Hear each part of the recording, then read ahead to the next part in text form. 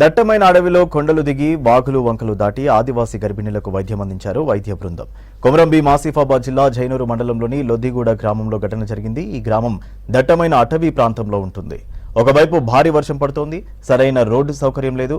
అయినా జైనూరు ప్రభుత్వ డాక్టర్ అశోక్ నేతృత్వంలో ఏఎన్ఎం జ్యోతి, ఆశా వర్కర్లు, 102 సిబ్బంది వర్షాన్ని లెక్క చేయకుండా అడవిలోకి బయలుదేరారు.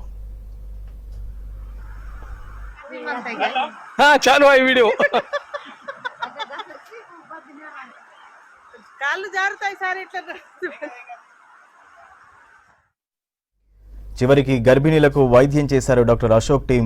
డెలివరీకి మరో 2-3 రోజులే టైం ఉండడంతో వారిని హాస్పిటల్లో చేర్పించారు. డాక్టర్ల వైద్య సేవలపై సంతోషం వ్యక్తం చేశారు ఆదివాసీ గ్రామస్తులు.